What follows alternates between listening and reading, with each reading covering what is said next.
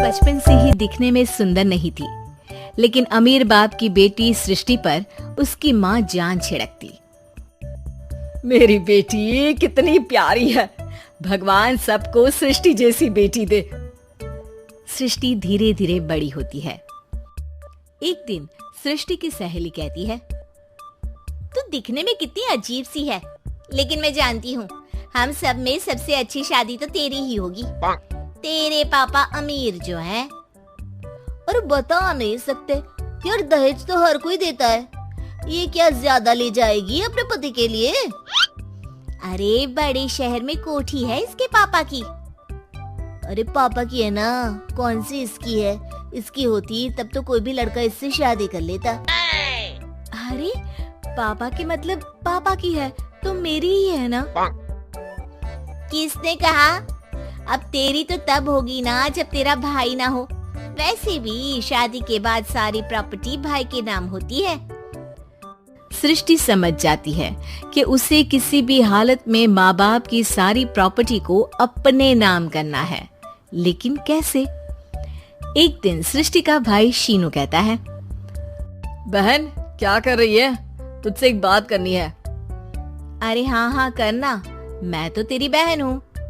बहन मेरी लाइफ में ना एक लड़की है, बहुत अच्छी है। मैं सोच रहा हूँ माँ और पापा से बात करूँ शादी के लिए। सृष्टि को समझ में आ जाता है कि भाई की शादी होते ही भाभी उसे एक दिन भी घर में बर्दाश्त नहीं करेगी। क्या बात है भाई, बताना कौन है वो? यार वो बहुत अच्छी लड़की है, पढ़ी लिखी है, मेरे साथ जॉब भी करती है। बस एक प्रॉब्लम है। प्रॉब्लम? क्या प्रॉब्लम है भाई? यार वो शादीशुदा है, लेकिन उसके पति ने उसे सिर्फ इसलिए छोड़ दिया क्योंकि उसके माँ बाप दहेज नहीं दे पाए। सृष्टि ये सुनकर न जाने क्यों खुश हो जाती है। अरे भाई तो क्या हुआ, लड़की तुझे तो पसंद है ना? शीनू को लगता है कि बहन उसे समझ रही है। वो इस बात से अनजान होता है कि उसकी बहन की मंशा पूरा घर हड़पने की है। सृष्टि अपनी माँ से कहती है, मम्मी मुझे तो बहुत चिंता है, पता है शीनू क्या कर रहा है? अरे क्या कर रहा है? वो तो काम पर जाता है और वापस घर आता है। नहीं ना माँ, वो यही तो नहीं कर रहा, बाकी सब कर रहा है। आपको पता है उससे प्यार है, और वो भी एक शादीशुदा लड़की से। ये क्या हो गया? मैं सोसाइटी में क्या मुंह दिखाऊंगी? अरे तेरे पापा तो यही कहेंगे कि मैंने ही उसे बिगाड़ दिया है। माँ देखो, मेरी बात मानो, पापा पर भी विश्वास करने की जरूरत नहीं है। अब आप ही बताओ, पापा इतनी देर घर के बाहर रहते हैं क्यों? बोलो। अरे बेटा वो तो नौकरी करते हैं ना। तू बहुत भोली है माँ। पापा का ऑफिस तो 7 बजे खत्म हो जाता है, लेकिन देखो कितनी देर से आते हैं। अरे नहीं बेटा, ऐसी कोई बात नहीं है। सृष्टि माँ को एक औरत से बात करते पिता की फोटो दिखाती है। देखो माँ कैसे हैं पापा, मैं ना कहती थी कि पापा सही नहीं है। मैं तेरे पापा से बात करूंगी, दे फोटो मुझे। ओ माँ, वो तो डिलीट हो गई। लेकिन चल, तूने तो देख लिया ना, पापा से बाद में बात कर लेना। और हाँ, मेरा नाम बिल्कुल मत लेना। हाँ माँ। अब क्या था, सृष्टि के माँ और पिता के बीच झगड़ा होना शुरू हो जाता है। सृष्टि के मन में क्या चल रहा था कोई नहीं जानता था। एक दिन, माँ सृष्टि के लिए एक लड़का देखा है, वो लोग शाम को उसे देखने आने वाले हैं। और हाँ माँ, एक खुशखबरी, मैं और पापा मिलकर एक नया बिजनेस ट्राई कर रहे हैं। शाम को लड़का आता है, सांवले रंग का। सृष्टि को तो बिल्कुल भी पसंद नहीं आता। लड़की की माँ कहती है, लड़की का चेहरा तो कोई खास नहीं, लेकिन अगर मेरे बेटे को आप लोग सेटल कर दें तो मैं उसकी शादी आपकी बेटी से करवा दूं। सृष्टि को लड़का बिल्कुल पसंद नहीं था। उसे भाई पर गुस्सा आ जाता है। लड़के वालों के जाने के बाद कहती है, माँ देखा शीनू मेरे लिए कैसा लड़का लेकर आया, न दिखाने लायक न सुनने लायक, सेटल भी नहीं, वो भी हम करे। अरे माँ मैं जानती हूँ ये मेरी शादी किसी भी घर में क्यों करवाना चाहता है? अरे कैसी बात कर रही है बहन, तूने तो देखा ना, लड़के को मैंने ही मना कर दिया तुझसे शादी के लिए। जिसने लड़का बताया था उसने उसकी बहुत तारीफ की थी।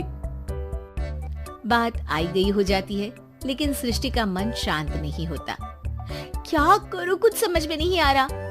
मेरी शादी हो गई तो ये लोग पूरी प्रॉपर्टी शीनू के नाम कर देंगे, मेरे हाथ तो कुछ लगेगा ही नहीं। तभी सृष्टि को आइडिया आता है। वो किसी वकील को फोन करती है। जी देखिए, अगर आपके मम्मी पापा का तलाक हो जाता है तो आपके पिता की आधी प्रॉपर्टी आपकी माँ के नाम हो जाएगी, फिर उसे वो किसी को भी दे सकती है। सृष्टि अब माँ को बेटे के खिलाफ भरती है। माँ, शीनू पर नजर रखा करो, वो जिस लड़की के प्यार में है ना वो शादीशुदा है। यहाँ आएगी, सारा पैसा, रुपया, जमीन, जायदाद सब हड़प लेगी। पापा का भी हाल तुमसे छुपा नहीं है। ऐसा ना हो कि मैं और आप एक दिन सड़क पर भीख मांगे। हे भगवान, मैं तो जीते जी मर जाऊंगी अगर ऐसा हो गया तो। ऐसा हो गया नहीं माँ, ऐसा ही होगा। अभी समय है, आगे का सोच लो। मैं तो कहती हूँ पापा से आधी प्रॉपर्टी लेकर अलग हो जाओ। पापा की आधी प्रॉपर्टी भी हम लोगों को अगर मिल जाती है ना तो अगले 7 जन्म सफल समझो। बेचारी माँ बेटी के कहने पर पति से तलाक लेकर अलग हो जाती है।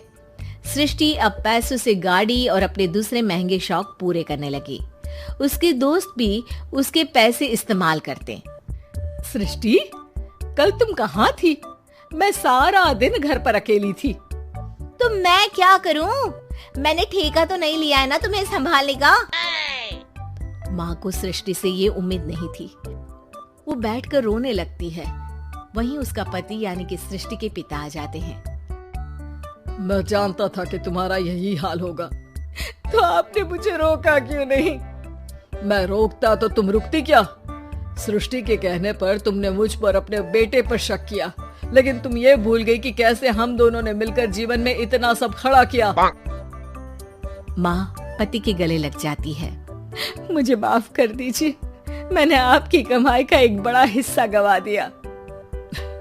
कोई बात नहीं, तुम साथ हो तो मैं ऐसी 7 प्रॉपर्टी खड़ी कर दूंगा। तभी वहाँ सृष्टि आ जाती है रोते हुए। माँ, मयंक ने मुझे छोड़ दिया। वो बोल रहा था जब तक मेरे पास पैसे थे तब तक ही वो मेरे साथ था। पापा, माँ, मुझे माफ कर दीजिए।